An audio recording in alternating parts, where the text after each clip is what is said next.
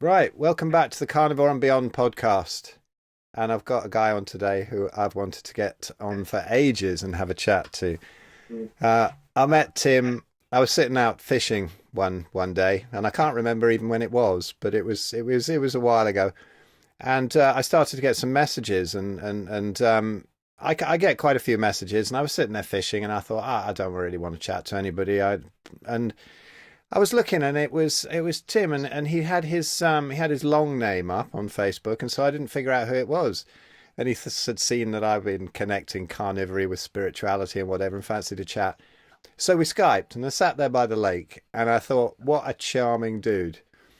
And so we became friends since then. And Tim's story has unfolded, and it's been fascinating me ever since. But what really struck me is his whole spiritual side of things, and I wanted to kind of delve into a bit more of that today, because that seems to have been buried under the pure sort of diet thing that's been going on. And yeah, it's great. So Tim dropped down to my house on the way back from the lakes a little while ago, and he was very gracious as his horrible onslaught as I tried to feed him rotting corpses. And my daughter made him perform like a circus monkey, and my 4-year-old swore at him out the window. So I'm very lucky that he's agreed to come on today. So welcome, Tim. Thank you, Phil. Thanks very much. Yeah. What a crazy, like you said, you wanted to get me on for a while. We first chatted, it must have been towards the end of last year as I was coming out of my vegan journey. And we couldn't I wanted to give you the podcast to talk together and share it publicly, but of course we couldn't at the time. But I've been on many since then, and I certainly owe it to you as one of you were the first one truly that I owe. But we're finally getting to it now. Yeah, cool. No, I'm happy to wait. It's been nice to hear the other ones. So tell me, everybody's always going on about the veganism thing, but what happened early on? The young Tim Shieff in your childhood and whatever, where did it start? Did you have the whole spiritual side of things? Where did that kind of open up? Where did the fascination start with that? I was actually thinking yesterday, and there's a term, you're an old soul. And I start to observe that more and more in people, whether they're it seems like they're new to this world or they've been here a while. And one of the things they say that you carry with you through lifetime to lifetime, if that's how it is your spiritual wisdom stays with you somehow. Like that's the one thing that transcends. And then I was thinking at school, I always felt an odd sense of compassion and understanding that not many others seem to carry with them. And that sort of stops you being in the popular crowd because you're more focused on your creative outlet. And that's for me, it was more your spiritual calling in the world is sort of where you feel most creative and of service in that way. And I was like always the kid that was upside down, that was a bit odd, but I wanted, as anyone in school, you sort of want to be popular, but I wouldn't sacrifice that for the sake of being myself. And I think that's where spirituality begins and gets suppressed for most people. And so I got into breakdancing, and I used to play football like most teenagers. Got into breakdancing, so I was more playing with celebrations and at football rather than playing the football, and then got into free running and parkour. And that for me was always a very spiritual practice, because with free running and parkour, people think it's like a reckless switch off your brain, adrenaline's running and you go and jump. And that's absolutely the opposite of, for me, how I trained and what I learned from the elders when I got into it, and how it should be. It's a calm practice, it's a discipline, and you're observing fear within yourself, but you're also aware of your own capacities and capabilities in your physical.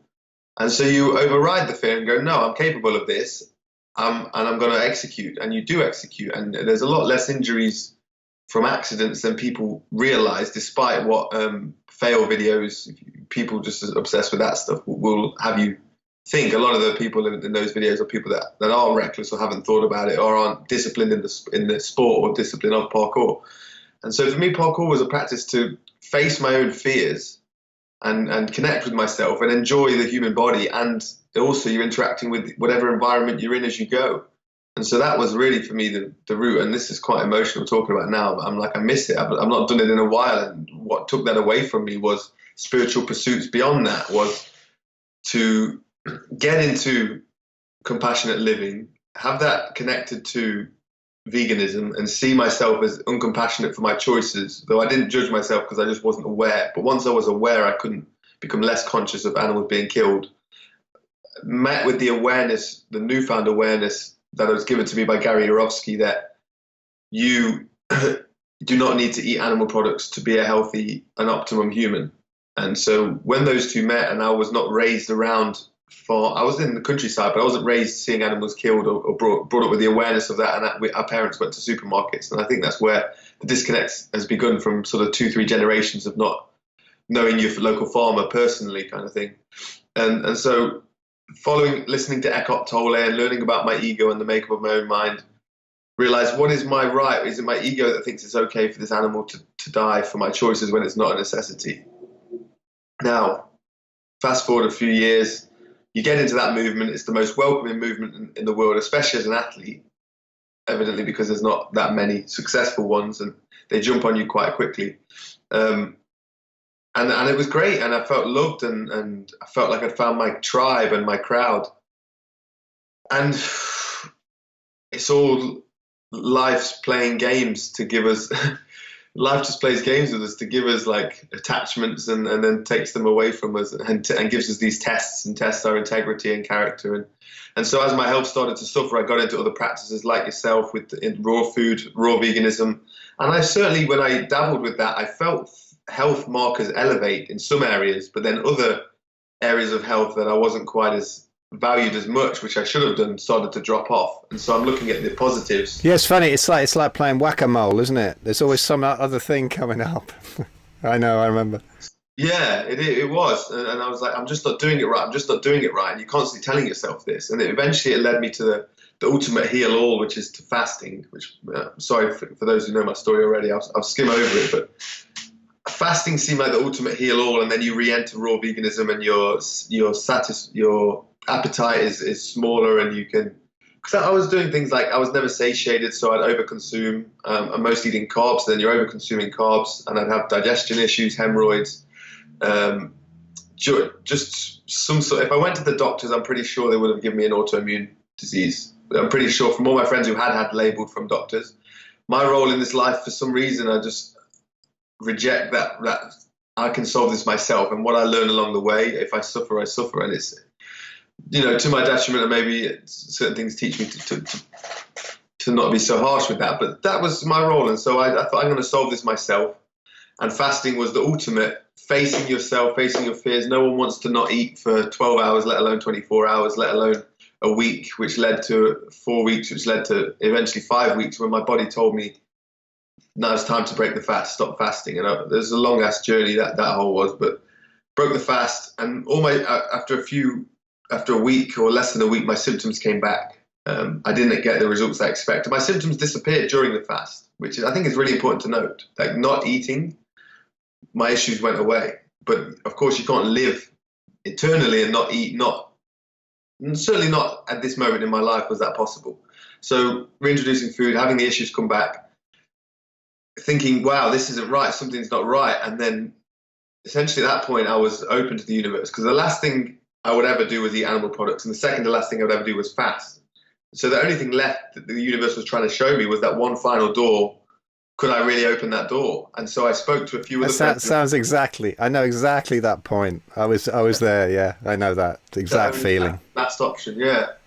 And that was just my journey. And I think I accelerate through lessons compared to other people sometimes. Maybe other people do as well. Some people don't need to go as far with it as I did. Some people will learn quicker, but for me, I was like, I went sort of had to complete veganism to get to that realization. You know what weird thing that I keep butting up against is people say to me, you've been through all these different diets, you've tried absolutely everything, and you've always got some new craze, Phil. How can we be sure that there's anything you're saying is any truth?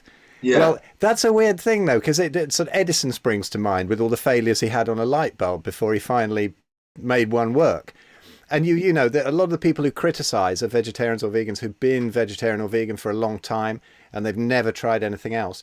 And so they don't see this path of being wrong constantly. When you said you have sort of accelerated learning in these things, I feel that I do too. You know, you whiz from one thing to another, but no, even whiz sometimes. You give it a damn good go, but then you move on. And it's strange, isn't it, to be accused of being totally wrong this time because you've been wrong every other time. Well, it's not a matter of being absolutely right, is it? It's just a matter of evolution and finding the thing that feels the best at the time and moving on. That's all.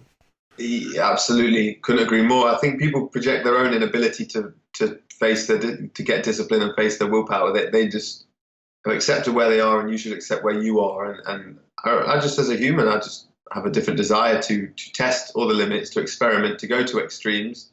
And people might have heard me say this before, but to make a tent strong, you have to peg it in, and the further away you put the pegs, the more stable the center is. And so for me, these experiments and extremes help me to find the center, to identify balance through knowing the extremes. And so, yeah, I will continue to do that. But the more nutters you have tripping over the guy ropes. That's true. Yeah, you will. Yeah, the further you go away, the more nutters. That's exactly the way to put it. People who don't like their paradigms tested, and so that's part and parcel of the role we've chosen to play, maybe before we came here or whatever it is. But so did that, came back. Then spoke to a few friends who had similar issues to me, and all independently, different people from different vegan meetups I'd met in Thailand and Hawaii and America and all sorts, and messaged them. And none of them actually know each other, as they're all linked through me. And each of them had recently stopped being vegan privately, and quite a few of them had gone to ketogenic and to raw animal products, and that I couldn't ignore that as like, well, maybe that is the path. And so doing more research, and certainly yourself was one of the main guys that helped, seeing another Brit go through the similar trials and tribulations and have a spiritual element to their understanding and of the universe and the makeup. And so that mixed with Paul Chek and stuff I used to watch appears and disagree with, but the only thing I disagreed with him was the nutrition element, and realizing that he was damn right about that as well, potentially. It gave me the chance to try animal products for the first time in 6 years. And so, yeah, I skimmed through it again, but I got some salmon and some fish, and I had tried that. I said a prayer for the fish and realized that animals were dying for all my choices. So why should I suffer and animals die when I can have health potentially as well? And within hours, minutes, felt better and warmer. And that night I had a wet dream, which I proceeded to share publicly on the internet, openly. And it got some upset a few vegans, and they looked into my history and had never followed my journey, but decided to identify every reason I'd failed. And yet about 10 other vegan YouTubers at the same time, within the same sort of season, came out having gone through a similar desperation of trying everything and realizing it was the diet. And between us, we tried every version to make every vegan happy 5 times over, right? But essentially, you're never going to satisfy someone who is just stuck in a dogma, essentially. So it's a new reality, new paradigm I came to, and then tried to move on with my life, while at the same time trying to undo I helped the vegan train get rolling. I helped that train, especially in the UK and in London. I was a big proponent of that 3-4 years ago to help it get to the size that it is now. And so I felt some obligation through the wisdom I'd learned from life experiences to try and start to halt that, because of the dangers it can cause to families raising their children's vegan without having the same experience that I, as a human who's single, without family, without children, with a lot of freedom, that I've built myself purposely to experiment. I can give people answers that they might not have a chance to experiment because they've got other things they're responsible for in their life. So I can go away and do these and come back and be as open. And it's important that I'm open and honest and say, look, I've tried, that doesn't work. Like, people can take it however they want, but I felt obligated to share that truth with people and to help other people not go as deep with the mistakes that I had made. And of course, in your head, there's a complete battle spiritually of, like, shall I just let them make the mistakes? Like, it annoys me when my mother doesn't let me make mistakes, right? So am I then doing the same thing to people who say, let them learn for themselves? But there's also the element of fighting the good fight, right? Where you're going to be challenged and you're going to be scared to talk and you're going to get backlash, but yet you still, something within you is feels like that's the role you've got to play, and that's what I did for the last 6 months, basically. Yeah, it's weird. I think once you've made that transition, there's so many bizarre attacks. I mean, it even amused me when there was that video of you running around on top of my garage, and somebody, all they could think of to say was, "Oh, look, he's looking for a urinal to find some piss to drink." And you're like, Jesus, is it on every single vid about Tim? I mean, that one kind of amused me. I said, that did actually amuse me. But, you know, I drank my own piss as well. But it's in utter desperation at the end. You don't watch What the Health and then go and pull a pint of piss, do you? You know, it doesn't happen that way.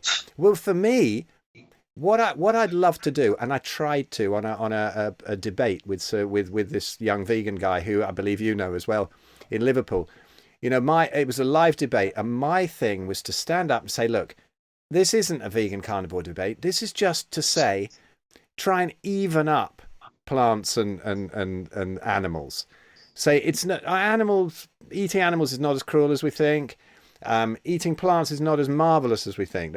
Animals do not cause cancer and heart disease. The plants have a few problems with them. If we can accept that and know that things die for all diets, wouldn't it be wonderful? Because then we could just look and say, okay, why do some people thrive on more plant-based diets? Why are some people more resistant to oxalates? And we could all just pool together. To me, I'm really starting to become a bit of a conspiracy theorist, particularly with the guys in this Human Unleashed project now who I'm doing. You met them here, you know, Graham and Dr. Jeremy. Yeah. And there's some kind of way of this divide and conquer.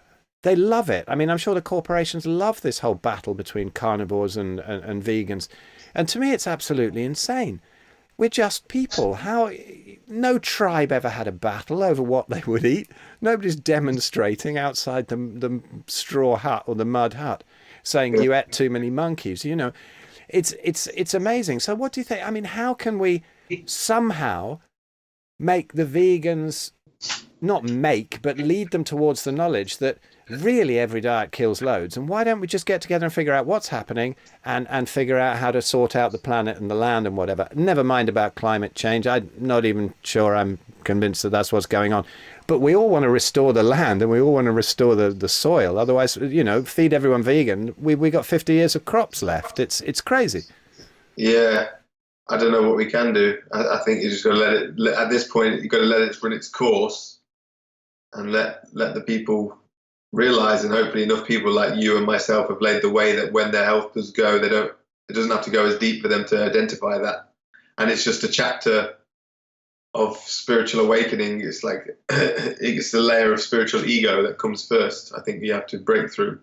And it's just time. And then it's so interesting to me that the carnivore movement has come from the vegan movement and it's produced so many carnivore. The whole veganism has produced carnivores, whereas if we just didn't fuck around in the first place, we would just be eat seasonal ancestral diet, and we could eat all the plants we want, Phil, and not have all the oxalate damage with all the spinach smoothies. So it's just time, and that's the role we've had to play at this chapter. And Piers Morgan can keep doing his job of which is probably not the most passionate one. We need a Paul Check, not a Piers Morgan, but it's entertaining, you know. Yeah, whenever you hear Piers Morgan, don't you want to just jump in there? You've got so many more answers than he has. He's good at having a pop at them, but he just doesn't really have the answers. And you're like, let me on there. Yeah, I know, me. Make him understand. But that's his role. Yeah, I was listening to your Paul Check podcast, and it was really fascinating. I find Paul Check really fascinating too.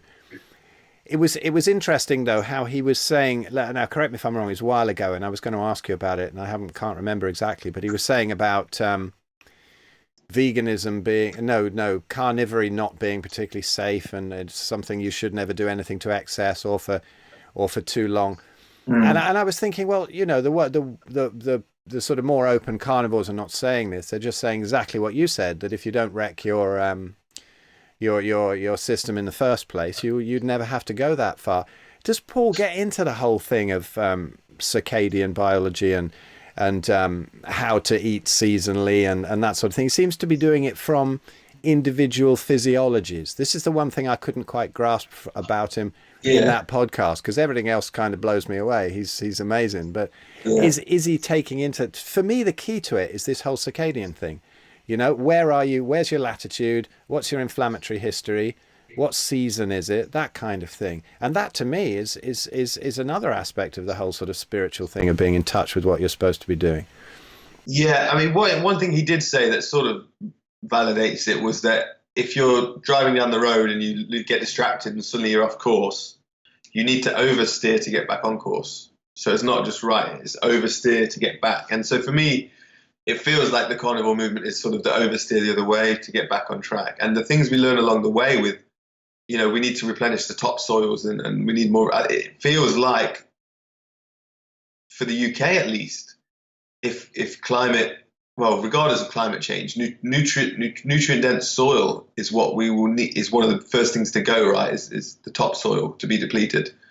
Then cows might just be the biggest savior and biggest hope. Now, if we've just got cows roaming around till the day they die, that's not gonna work. But if they can heal us, it's like the trees, we breathe and oxygen, we breathe out carbon dioxide, they breathe that and we breathe oxygen. If we have cows, they replenish the soil and they replenish us nutritionally. Although maybe that's just that we're using them for twofold. But either way, that might be it seems like the path we might have to accept and succeed. Even when I was vegan towards the end, I couldn't even speak it publicly because of how it is, but towards close friends, I was like, we might need to succeed.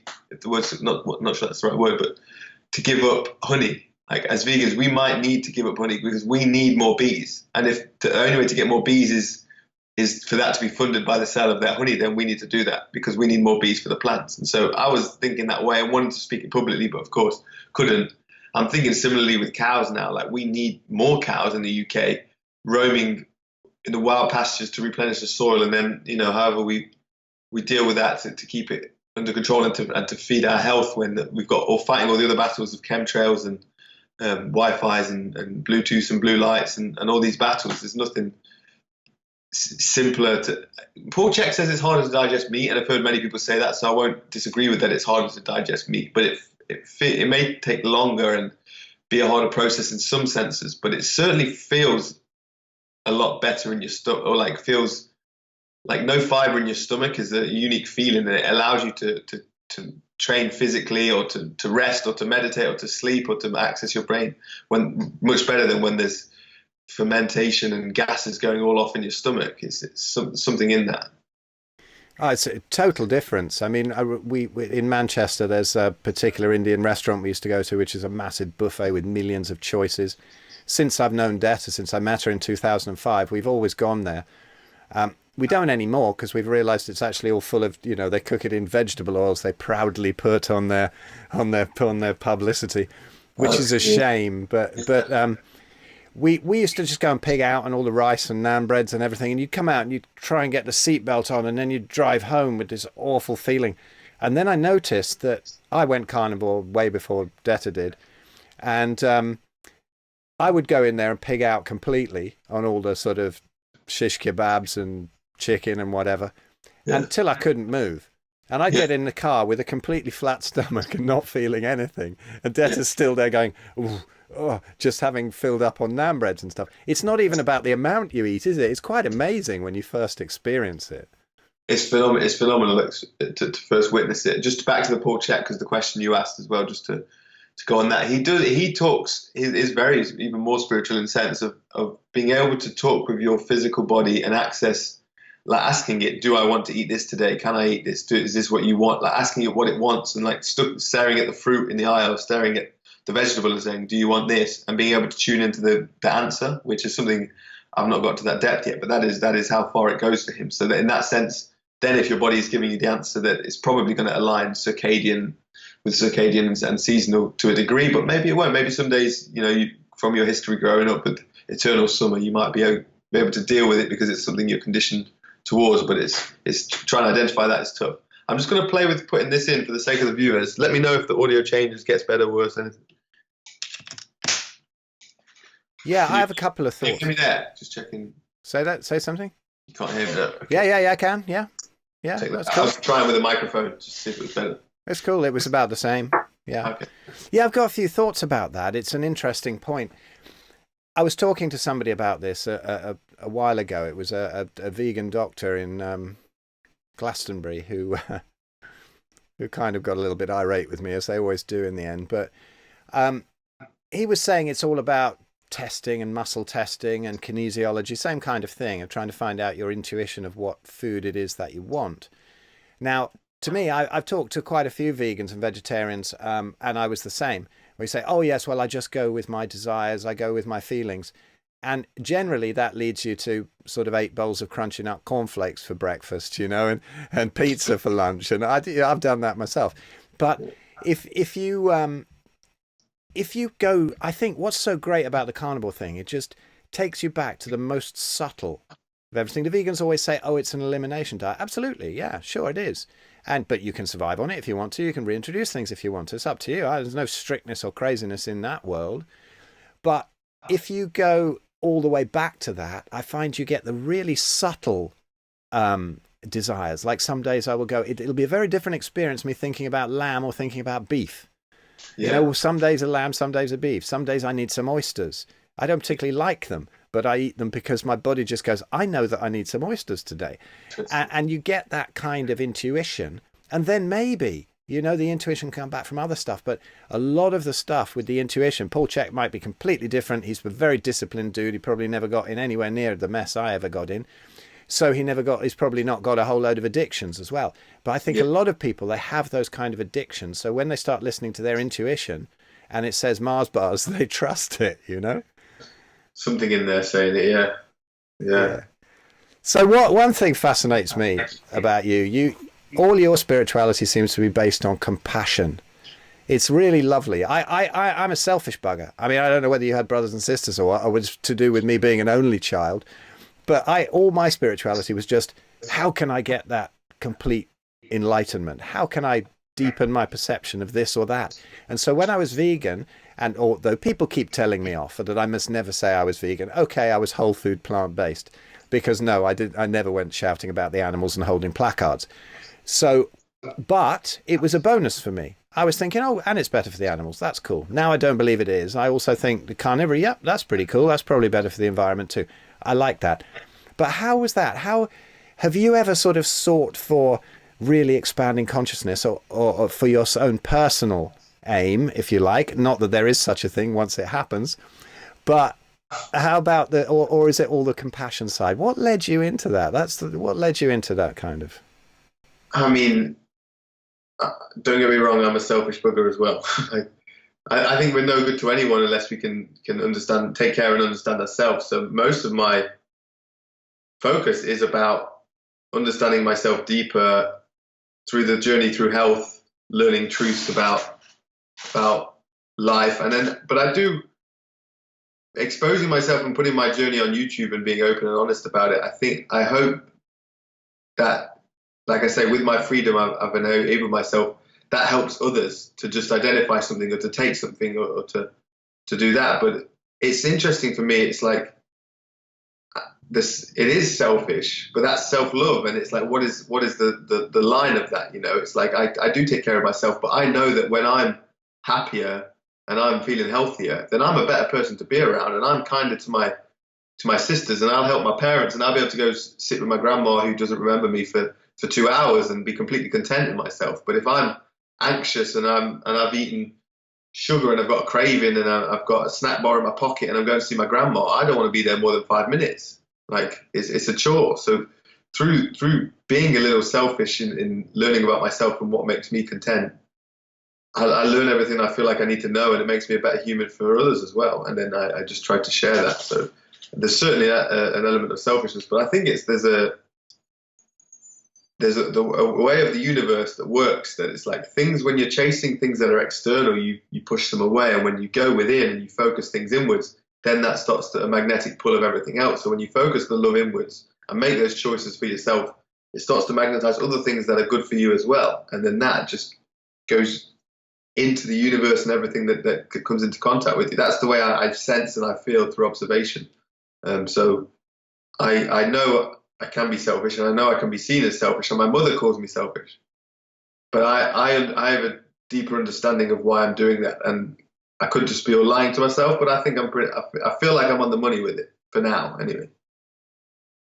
Yeah, well, all we can do is follow our own intuition, our own desires, and as you were saying before we started recording, when I was saying about somebody recently said that I was pure evil on a on a comment on somebody else's YouTube thing. It is funny, and you made the very good point that it's by their own values, it would be evil to do what I was doing, and I thought that was very cool. That was absolutely spot on. I see it all the time. Yeah, people project their own values onto you, and therefore you're because of that. Yeah. So what have been your influences in the sort of spiritual realm? What sort of books did you ever get caught up in? Any kind of movement or cult or anything, or has it all been intuition? What's your journey in that? Truly, most of it is myself, and it's funny because I speak with many people now, and they quote. They'll mention that some lady said this in a book, and I'm like, I feel like I came to the same realizations without the books. Like I didn't need it to be pointed out, and that's been interesting to observe. But I've certainly, like Escott totally things have helped trigger me or created platforms for that. You know, I read Siddhartha's a great book that I read. But I try not to overload my brain with external things. I think a human just put here. Books are sort of an alien concept in a way, and it's just going out into nature and experimenting with, mushrooms and marijuana and using them like a video game console to enter a different realm. It's like you plug in the game and then you enter this world, and it's like the controls are a bit different and what you can tune into is a bit different, and it's like that gives you, people call it sort of downloads or whatever, and I think I try to just tap into.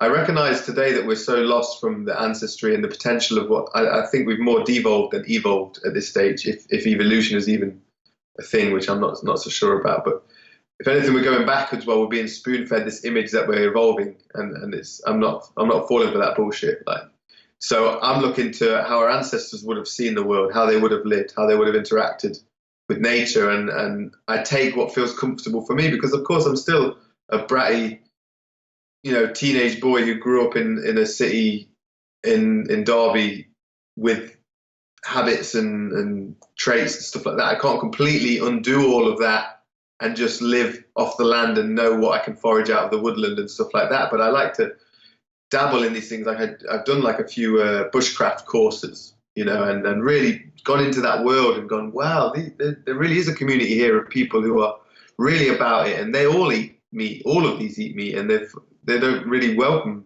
if you're going on one of them. They don't, like, you can be vegan, but it's a lot harder for them to accommodate, and they've got a different understanding, and listening to them people and just trying to tap into like things like how our ancestors would have lived and the yearly practices they would have gone through, and that's not even necessarily doing loads of reading, but just meditating on it in a way. Yeah, I think that's one of the reasons why, as well, the main reason why I started this podcast is because what I'm finding is that people who are naturally spiritual are finding a whole load more grounding to it when they come back to eating meat. There's a guy I hope that I've got coming on soon who's lived over the years with some of these great masters, quite a few of the old ones like Muktananda and people like that, and he's sort of collecting evidence that none of them actually completely stabilized their awakenings until they started eating meat. And it just isn't even talked about. That is a fascinating guy. Yeah, I'm looking forward to chatting to him. But you made a good point there, that it's about looking at the ancestral thing. And this is something that I never thought of, because I was stuck in the whole Hindu thing. I was stuck in you had this golden age when everybody was completely enlightened, and yes, probably they never ate meat either. But you sort of took that for granted because you assumed that the veggie thing was the spiritual thing. But actually, when you look at these tribes, I wonder if all of them are just, for me, in about 2006, where I threw away all my spiritual side of everything. I just threw it all away. I said I had enough. And in that moment, there came that complete understanding of how we're all just part of the universe, and we're sense organs of the infinite, if you like, rather than individual entities. And I just had to sit down on that wall in the garden and just sit there and go, wow.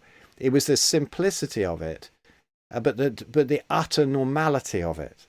And that, to me, I expect all of these guys in these tribes are probably in that state all the time.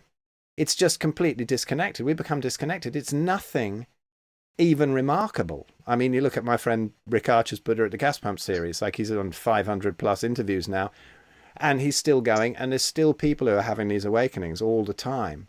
And I believe that those tribes probably felt like that if they could get into our heads now with the enormous amount of disconnects that we have, they'd be horrified, because it's totally natural to them. They'd probably never even think about it. Yeah. Right on.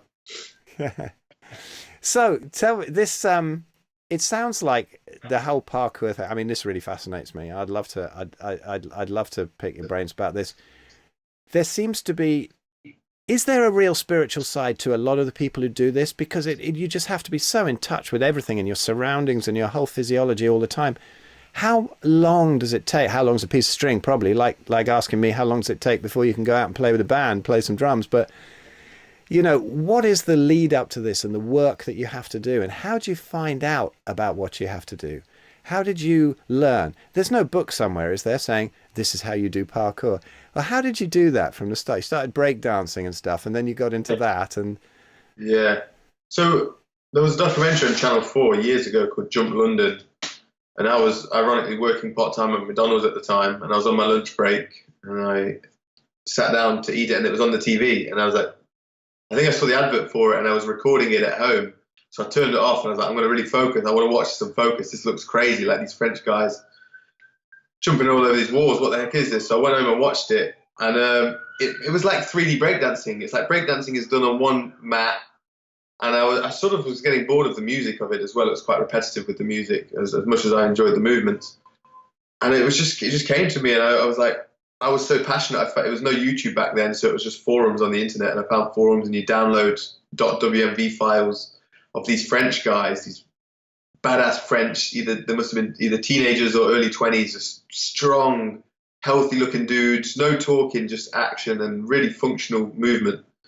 And something deep was just connected. It was like this. It felt really cool to me, and it's definitely lost because I came through the generation that started to do competitions, and someone who competed in them as well. Like there was a real split in the community of politically of it shouldn't be about competition, and you're ruining the essence of it, and that it sort of has done that because now it's been commercialized, and you get these children that just care about the most spins and the most flips and not about technique and landings and there's no judgment because I was the same child who just cared about, you know, 3 people could do a somersault in completely different ways, but you just think it's a backflip, and it's completely not, and one could cause damage to the body and create dysfunctions and things like that. And so I think I did caused a lot of dysfunctions in my body because there's no discipline, there's no coach. Like with martial art, you have a coach, a master or whatever for a reason, because they keep you doing the form correctly for human functional alignment. And with parkour, there should be that, but there wasn't that. And at the end, anyway, when you're a child and teenager, you don't want discipline like that anyway. You just want to do it your way, and that creative element makes you look differently, and it's an interesting one. But there certainly was huge spiritual beginnings because it was founded in France by a fireman whose motto was "Be strong to be useful," and they called it l'art du déplacement, like the art of displacement. And it was about helping other humans, because we should all be able to climb in the top window of a house on top of the garage or whatever if we have to. But how many of us can't? Because as a child, we could do it. If you scale down a house to child size, children can do it. But as we get older, we stop playing and moving with our body.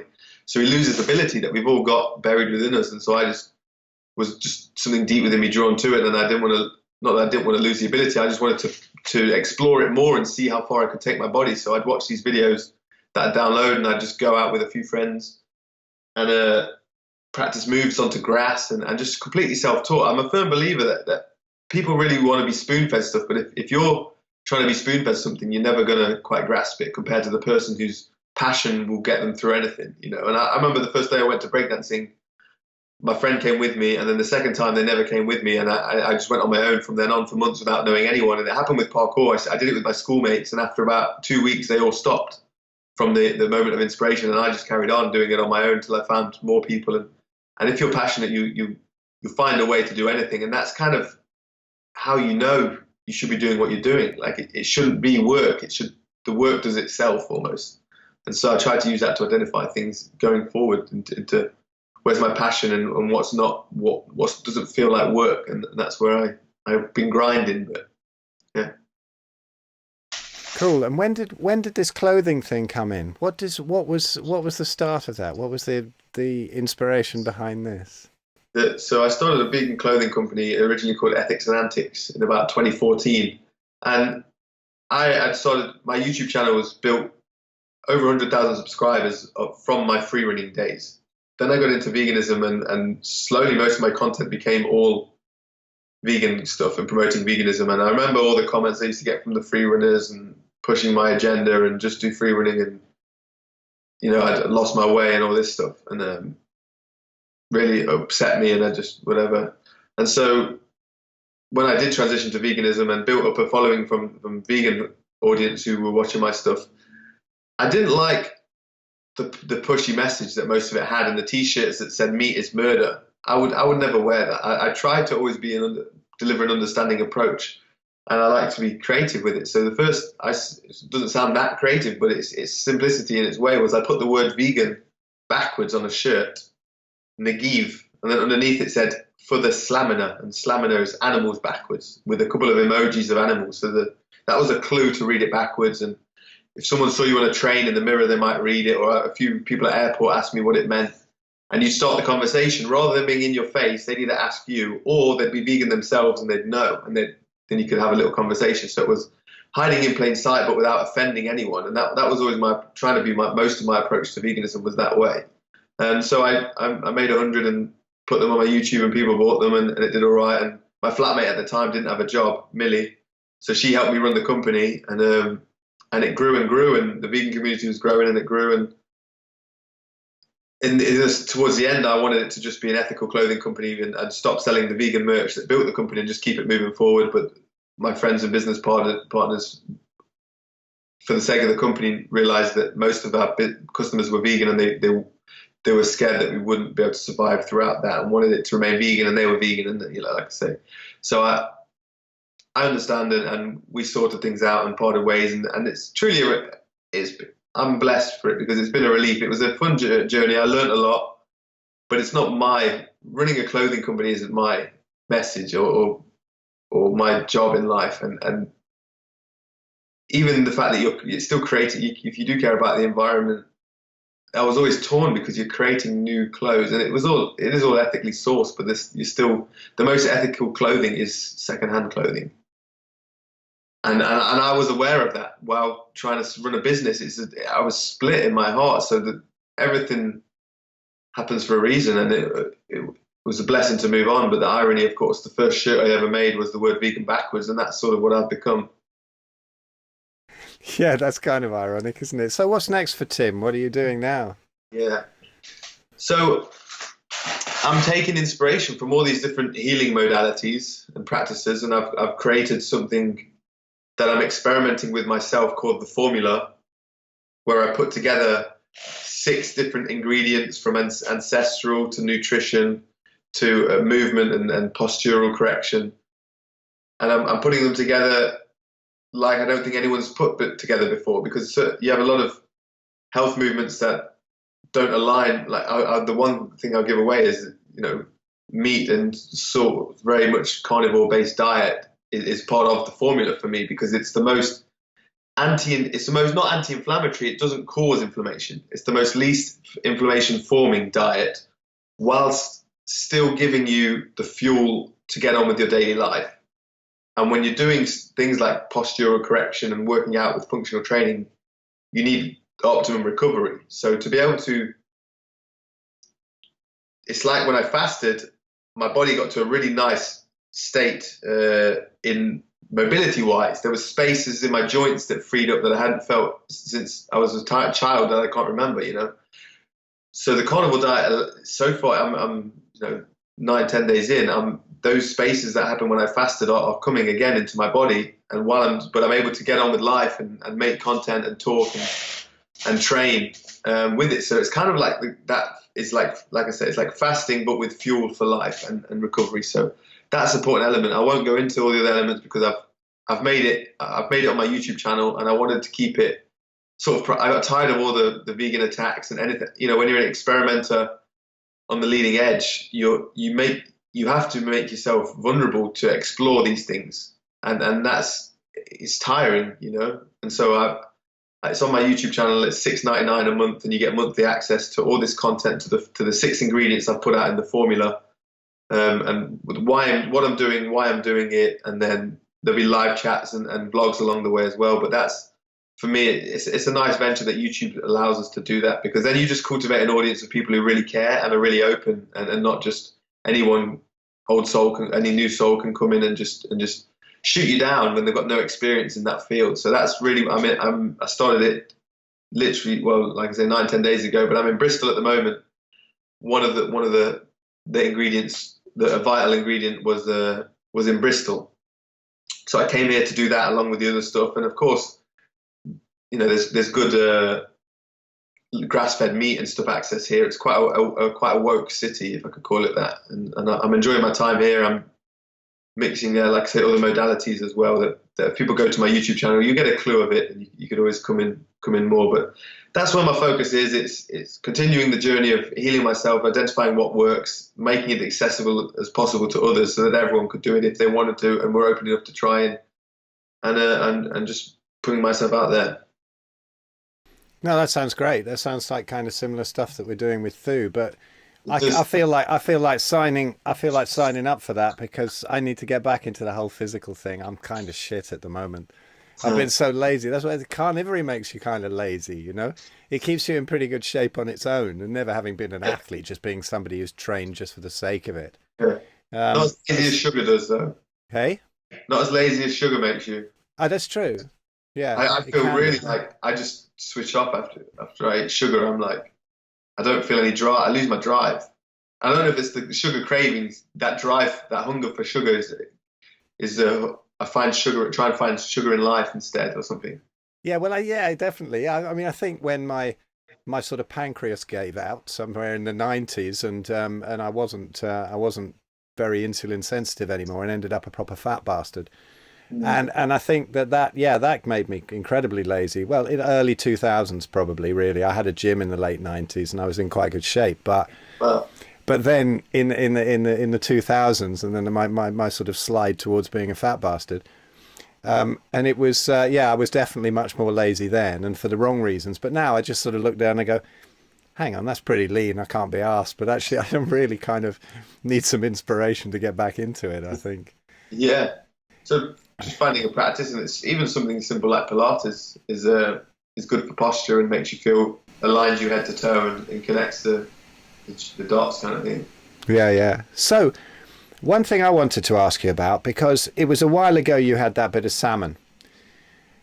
What has been the transition since then? Because I know you've had some sort of issues with it, tried a little dabbles into carnivore, come back again. Mm-hmm. What are some of the mental and physical problems, both with the transition?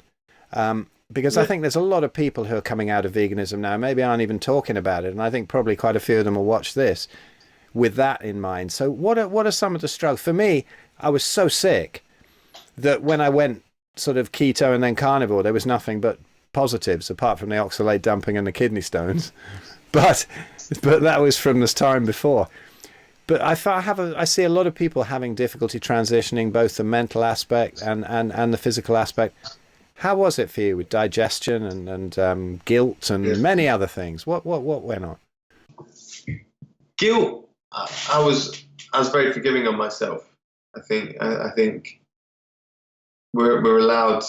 Maybe I will end up breatharian, and I'll realize the meat wasn't the answer. But I allow myself the journey, and I don't put that on myself. I think we should be forgiving with ourselves and our choices. But physically, definitely, I mentioned to you, and since doing this again, I've been, something I find when I eat steaks is I get really sore gums. and I just couldn't identify why. I think from having a lot of sugar as a child and then being fruitarian, I probably did some damage, and then not eating meat for years, maybe they became weak, and they, like, your feet become soft, and if you walk on hard floor they become harder. So maybe eating steaks over time will toughen them up, but maybe I'm doing too much too soon when I'm trying to eat the ribeyes every day, and so they get sore. And I've done a lot of research and not really come across much. You suspected it might be oxalate dumping through the gums.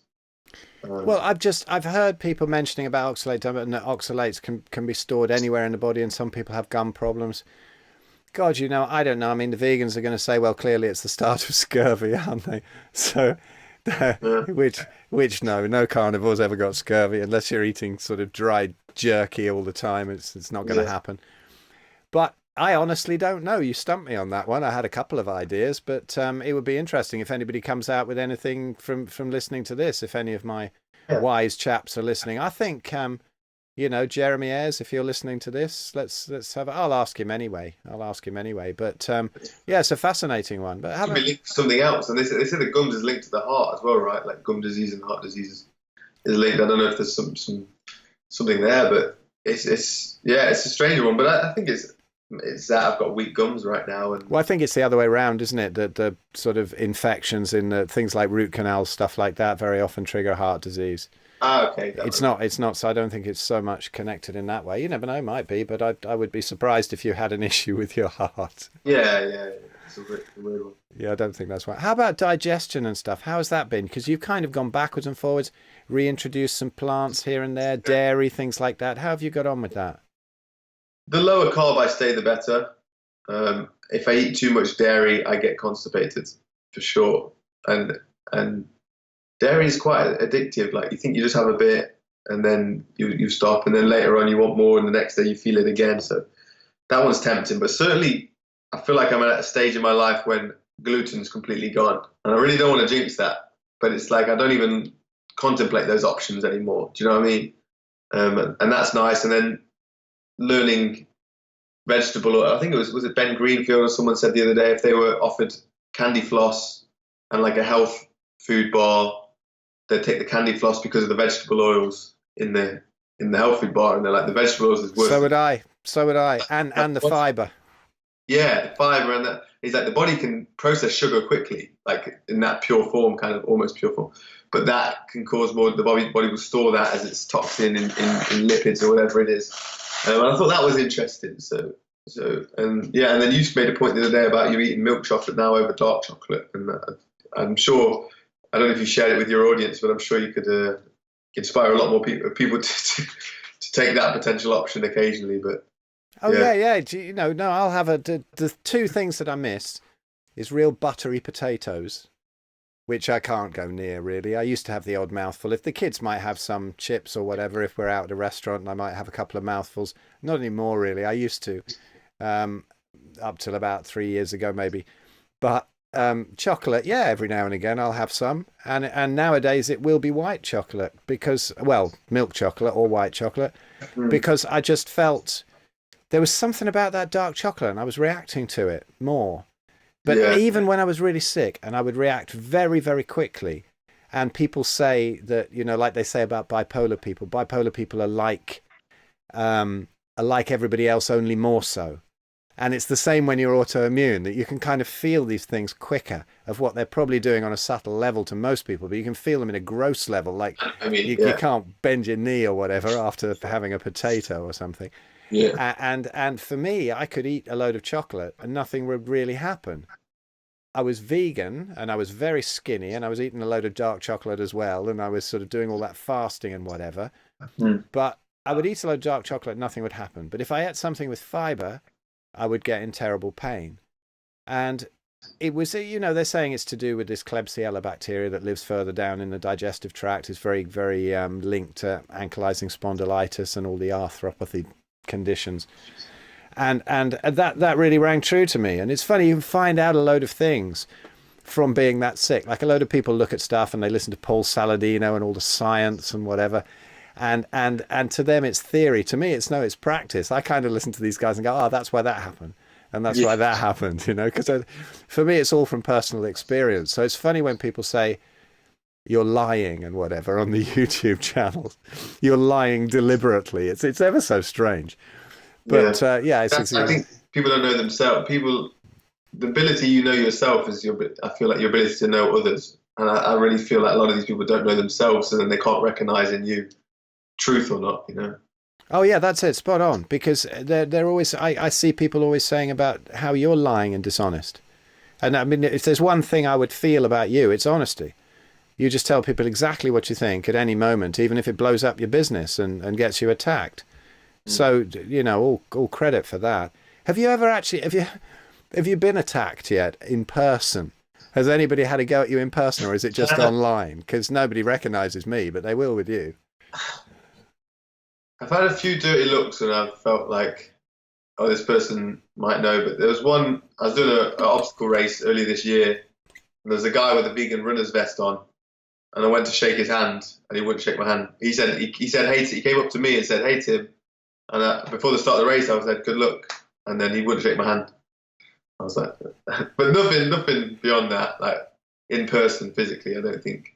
I thought about, there was vegan camp out last year, was really fun. And they had vegan camp out this year, and I thought I could go again, but then it would turn it into Burning Man. Bad joke there. Oh, mate.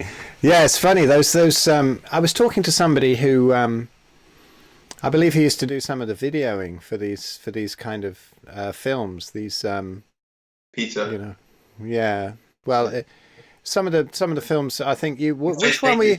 His name's Peter, not P-E-T-A. Yeah. Peter. Yeah. And he was saying that he took his girlfriend along one time to one of these big vegan meets, and he was saying, I can't wait until you see this. Everybody's so happy, all the kids are absolutely amazing and whatever. And then he said he got along to it, and his girlfriend, who said they all look pretty horrific actually, and the kids and their teeth are rotting and whatever.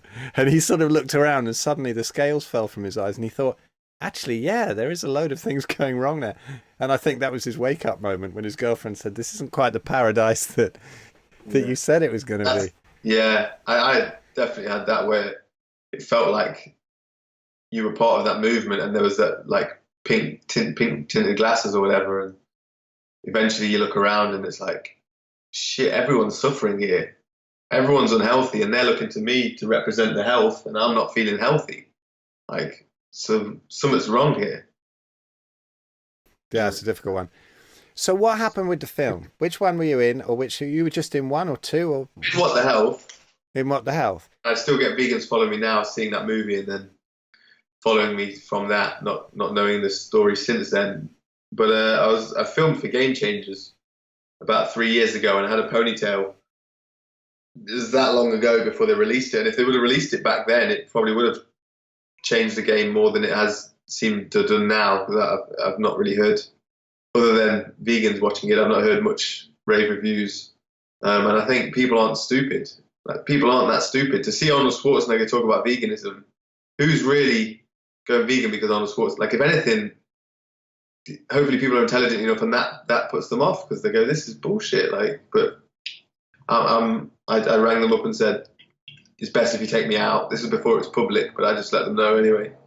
Probably best to take me out, and they tried to talk me into trying different methods, and I feel like they just thought I did it wrong and whatever. But there's no one, there's no truly long-term inspirational vegan athletes. There's some good runners, and people I respect, but truly, like, if it's changing the game, someone should be standing, like, changing the game, but no one is. They're just average at best, and it's like, yes, yeah, as you well see, it's it. I've heard a few reviews of it, and a couple of people chatting on the, like, Sean's HBO podcast, and Sean talking about it as well. And I understand that quite a lot of these, well, 99% of them, I should think probably 100% of them, didn't build their skills on veganism. They built their skills on meat, they built their physiques on meat, and then they have a period of veganism, but then it seems to be almost always their performance goes down. Like, I believe one of the girl runners or whatever in this Game Changers film, a schoolgirl ran faster than her this year. Oh, really? Yeah, a few people would occasionally mention that to me when I was vegan, and they say, "But you built all your stuff off of meat," and like, I always felt there's a bit of truth to that, and but I didn't think it would affect me going forward. But that's completely it. Like most of any athlete that's successful within that was eating meat to build their profile, and that's why the vegans jump on you so quickly when you become vegan, because that's the best time to get you, I guess. Is at the start before you start deteriorating. Yeah, that's it. All the other ones have died, stopped being vegan or whatever. Yeah, and there's like Patrick Baboumian, isn't it? The strongman guy, and he hasn't got any world records, really. He's just kind of called out the Guinness Book of Records now and again. He hasn't been in any of the proper powerlifting competitions or any of the world's strongest man or anything. It's a strange one. And so what's your views on old Lewis Hamilton at the moment, flipping out and saying that all his friends, he's so upset that none of his friends will go vegan? He's having the awakening before the awakening, I guess. And he's realizing he's achieved everything in sport that he set out to do, and he's not satisfied with that. So then he's looking for other avenues to feel it. And so he's searching spiritually for something, and that will always lead to veganism at some chapter of spiritual to at least address it or question it. And he's caught up in that, and he's using his platform for a message like I did. And I wonder if he'll be smart enough to come out the other side with that. But I think, again, not one person didn't see the hypocrisy in it, in the private jets and that. I know there was a funny thing about the private jets, wasn't there? Now he's sold his private jet. Now I was thinking, why would you sell your private jet if you were really concerned? What he needs to do is to buy 2 more and then take them out of commission and blow them up in public. Well, that's what I thought. Not that exactly, but I thought, why is he selling it? He needs to destroy it. And then I thought, well, he's destroying it isn't really helping. But yeah, I thought the same thing. I was like, selling it to someone else doesn't get rid of it. Like, yeah. But it's funny, you see. Sell it and donate your money to an animal charity. That was the thought. Like, that's what he should have. Yeah. At least it's aligned if he did that, Yeah, it is. I guess so. So what's your thoughts on this whole Greta Thunberg thing and all this craziness of climate change and whatever? Someone sent me the Greta video on Instagram and said, "Can you be more like this girl? She's inspiring." And I hadn't seen her at all. And I watched 5 seconds of the speech, and I went back and I went, she's acting. She's reading from a script. Before I'd even and then seeing it 10 times since. Yes, she is acting. She's reading, but I sensed straight away I didn't want to watch any more. I didn't need to see any more. It smells like bullshit from the go. And then I don't know if you've seen the video where they ask her questions outside of her giving a speech, and she has no answer. Like, children are smart, and if they're passionate about something, they will have an answer all day. At her age, especially. Now, if you she's confident enough to speak to a panel and tell them, damn you or whatever she's saying. But then she's not confident enough to deliver an answer about something she's supposedly passionate about. It just is the most obvious porn in history. That always makes me think, do they want us to think it's a double bluff? They want the controversy. What are they doing? What's the hand doing over here while they're letting us argue about Greta Thunberg? And then you've got Extinction Rebellion, which I haven't spent 1 minute looking at on the internet, but I've just heard every single person mention them thinks they're another bullshit movement as well. So the real movement is just supporting your local farmer and getting off the news and not watching the news and getting off that stuff on the internet and just living in a local existence. That's really going to make the biggest difference. Spot on. Absolutely. Someone said to me, how can a vegan tell me my local grass-fed butter is worse for the environment than their avocados and their coconut oil? And it's like, you cannot. Like, even if I was vegan, so I'm sure I couldn't have come to that conclusion. I understand the traumas of the dairy industry and the way it's done for the most part, and that certainly is something that I'm all for working against. And the best way to do that is support your local farmer rather than the supermarket. That's not saying that's how I live my life and that's what everyone has to do now. But the more we can drift towards that, I think the more you're really going to be doing something for the environment and not for your ego. But they do provide tremendous entertainment, I think. Have you seen the vegan funeral for a frozen chicken in a supermarket? Oh, mate, you've got to see Isaac Butterfield, right? His channel. Yeah. He's so funny. He's Australian guy rips things to bits, but he's having a go at these guys, and they do this funeral. They've actually got a coffin in there, and they take this frozen chicken, they put it in a coffin to give it a decent burial and all that. But basically, he says they're just nicking the chicken. They're gagging for a bit of chicken because they walk out the shop with it in this coffin and they don't pay for it. So he's reckoning it's just an elaborate ploy just to get a frozen chicken for free. He's funny. But I mean, God, the things they do. I watched a bit of this extinction thing, whatever it is. And there's a film going round of a guy trying to get in the hospital. He's a doc. He's in scrubs and he's trying to work and he's trying to get people into the hospital, and they're standing across the road. And he just goes nuts.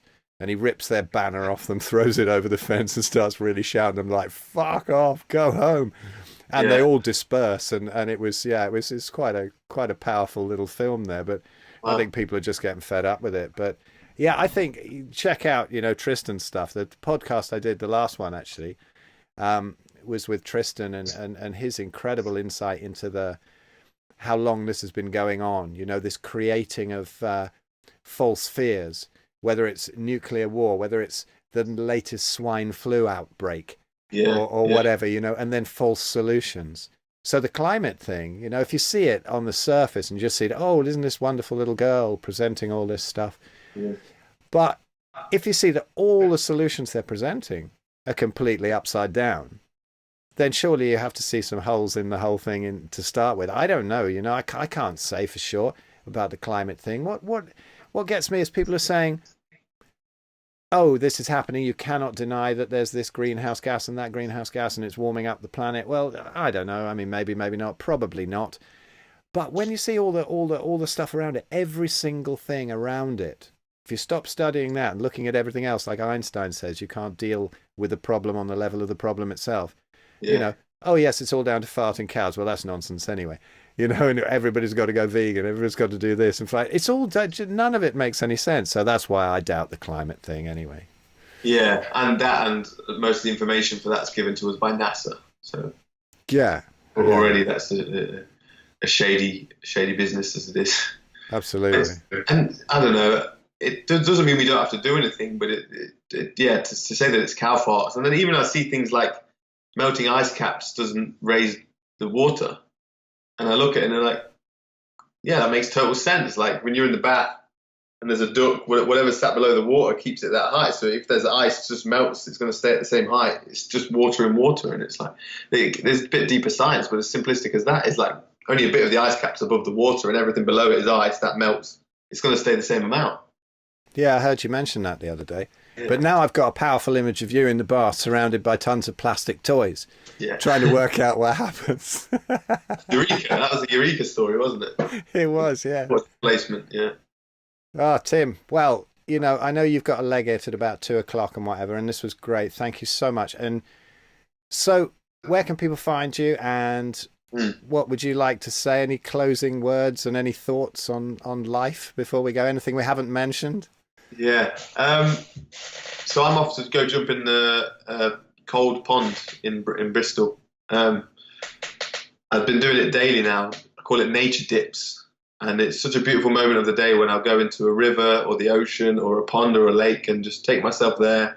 And, I did this in London many times in Hampstead ponds, for anyone that knows that. And that is, when it comes to dirt, it's probably going to be the dirtiest place you'll go. So I think everyone listening to this hopefully has got somewhere in their city or in their neighborhood that's like a pond or a river that they can go and access, and doing that daily does something so subtle and so deep to it. And it's even if you just put your feet in, but if you can go a bit further to your knees, go to your waist, get brave enough, go up to your neck for 5 seconds or a minute if you can do a minute, and it's just something really deep that getting immersing yourself, and it could be to do with the grounding and releasing of ions, it could be that, or it could be to do with the circulation from the cold on your skin, encouraging new capillaries, all the way up to the brain power of not wanting to do something because of cold, but knowing that it's not going to damage you, so doing it anyway, and testing yourself and overcoming that voice. There's many benefits, and that's something that's very. I'm sure you're aware of Wim Hof. That as becoming a daily practice doesn't have to be daily on the weekends or a couple of times a week, but going into nature, immersing yourself in a local bit of water is really good for the soul and the body. So definitely would leave you with that note to go check me out. On Instagram, it's Human Timothy.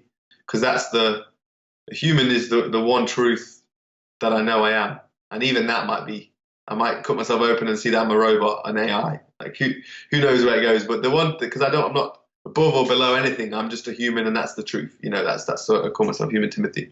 And so YouTube is again Human Timothy. You search that, and then if you want to join me, follow the formula. I'm a week in. I've given it 3 weeks, so we'll see what progress we can make in 3 weeks physically, and maybe there'll be some information there that you can take from to apply to your life that could help. And that's me. Cool, brilliant. Thank you. I agree about the cold dips. Honestly, I spent a whole winter doing that and just disassembled all the inflammation doing that. You should, if you're passing through the lakes again, before you go, ask Graham where his cold dipping pool is. It's about half an hour's walk from a car park, and it's the finest little swimming hole I've found in the lakes. I didn't find it. Graham does, and he gets in there very regularly. But we went. Sorry? Gurnall Dubs. Not sure. There's like a little boathouse by it. There's one that's like a half an hour walk up to it now. I'm sure there's loads of little tarns there. So. No, it's like a sort of triangular thing, and the water's just crystal clear and really cold. It's absolutely beautiful. And the other end of it, there's a sort of rock slide. You can slide down as the water comes in. But it's absolutely gorgeous. Yeah, really lovely. Cool. Anyway, Tim, thank you so much. Yeah. Lovely to chat and get you recorded at last. Yeah. And it's been really, really fun getting to know you and following your story. Yeah, thank you, Phil, and thanks for the help in my transition and for what you provide for the world audience, but also for just the UK guy, people that are more local and need that UK voice of reason. The guy who's been through it and experimented and has got some answers for us. So really, thank you for that. Oh well, thanks, dude. Thanks. We do our best. Cheers, man. See you soon.